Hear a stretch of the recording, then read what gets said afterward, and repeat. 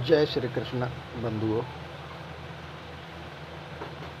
आज यह बताते हुए बेहद दुख हो रहा है कि विगत कई वर्षों से मानव समाज में सत्य धर्म का प्रचार प्रसार तथा मानव जीवन में सत्य व्रत की उपयोगिता को बताने समझाने का संकल्प जिन्होंने लिया हुआ है, ऐसे परम साधक सेवक पंडित सत्यानंद स्वामी, जिनको गृहस्थ आश्रम में पंडित रामस्वरूप तिवारी के नाम से जाना जाता है, उनकी धर्मपत्नी श्रीमती मिथिलेश तिवारी, जो कि दिनांक 3 जुलाई 2020 को इस नश्वर संसार को त्याग कर परम पिता परमात्मा की दिव्य ज्योति में लीन हो गईं।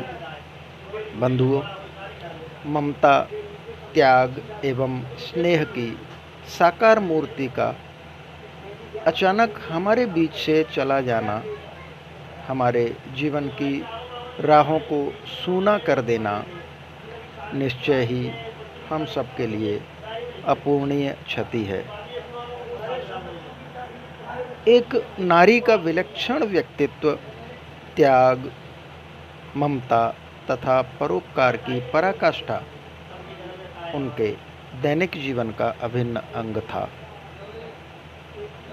सेवक सत्यानंद महाराज जी ने बात करने पर उन्होंने बताया कि उनके गृहस्थाश्रम से संत आश्रम की जो यात्रा चल रही है, उसमें भी उनका त्याग एवं प्रेरणा का ही फल है, जो मैं इस सत्य धर्म मार्ग पर चलने में सफल हो पाया।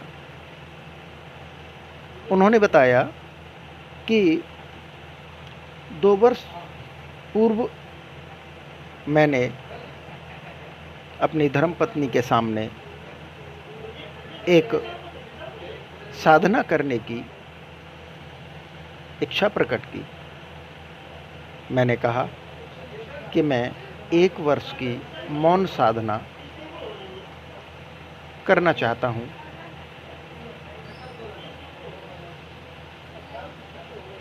मुझे आपका सहयोग चाहिए।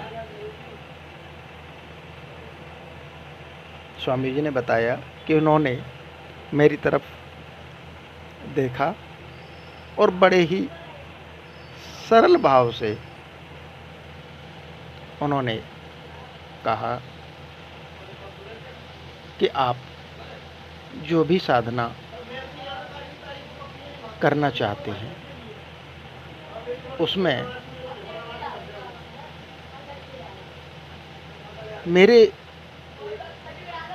जीवन का संपूर्ण भाग अर्थात मेरा संपूर्ण जीवन आपके लिए समर्पित है। आप निश्चिंत होकर अपने पथ पर अग्रसर हों। मेरा क्षण क्षण पल पल आपकी सेवा में सशरीर समर्पित है। और इस प्रकार मेरी साधना संपन्न हुई, अच्छी तरह संपन्न हुई। मेरी जितनी भी यात्राएं हैं मैंने अभी तक की, चाहे वो गंगा सागर की यात्रा रही हो, शिरडी धाम की यात्रा रही हो, द्वारिकापुरी की यात्रा रही हो, जहाँ जहाँ भी, चाहे वैष्णो देवी की यात्रा रही हो, जहाँ जहाँ भी मैंने जाने की यात्रा करने की इच्छा रखी, उन्होंने सहर्ष स्वीकार किया। हालांकि उनका स्वास्थ्य ज़्यादा बेहतर नहीं रहता था, फिर भी उन्होंने मेरी इस सत्य मार्ग की राह पर चलने का, मेरे साथ चलने का संकल्प ले लिया था। इसके साथ ही स्वामी जी ने अपने गृहस्थ जीवन के संस्मरण भी हमें बताए। कि किस तरह पूरे परिवार में अकेली बहू होने के नाते पारिवारिक जिम्मेदारियों को सफलतापूर्वक निर्वाह करते हुए अपने स्वयं का परवाह किए बिना दूसरों का ख्याल हमेशा रखा करती थी। स्वामी जी ने बताया कि हमारी माँ हमें बचपन में ही छोड़कर चली गई थी, अर्थात बचपन में ही उनकी माँ का देहावसान हो गया था। हम 2 भाई थे। पिताजी ने हमें पाला पोसा। बड़े भाई साहब की शादी हो गई, घर में भाभी आई और उन्होंने भी बहुत ही जिम्मेदारी के साथ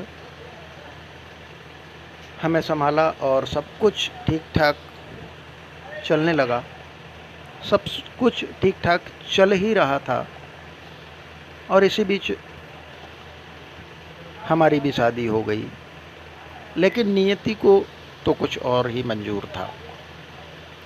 स्वामी जी ने बताया कि जिस समय सब कुछ सामान्य चल रहा था, उसी समय अचानक हमारी भाभी हमें तथा हमारे परिवार को अकेला छोड़कर इस नश्वर संसार से परमपिता परमात्मा की दिव्य ज्योति में वो भी समा गई। अब ऐसे में अचानक आई विपदा से हम टूट गए। पूरा परिवार असहाय सा हो गया, लेकिन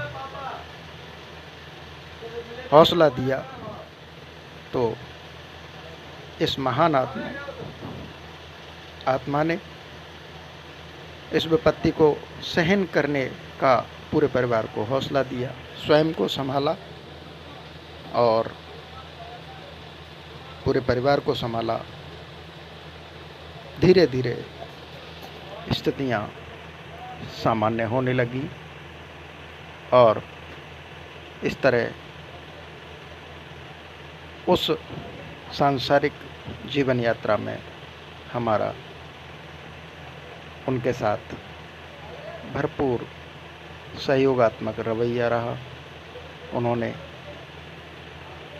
अपने आप को संभालते हुए हमें टूटने से बचाया तथा हमें हौसला दिया। ये सब बताते बताते स्वामी जी का गला रुंध जाता है, भाव विवल हो जाते हैं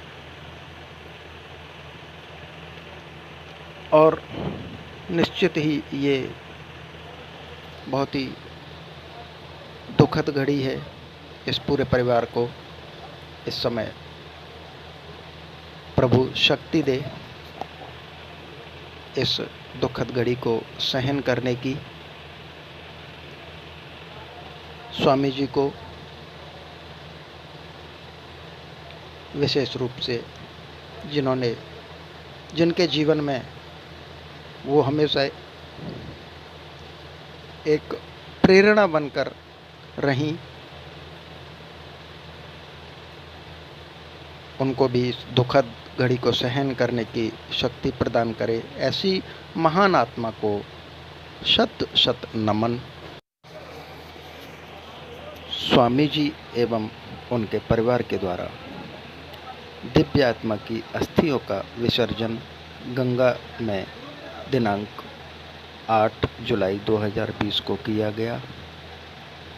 एक बार फिर इस महान आत्मा के चरणों में अपने श्रद्धा सुमन अर्पण करते हुए बार बार नमन। जय श्री कृष्ण।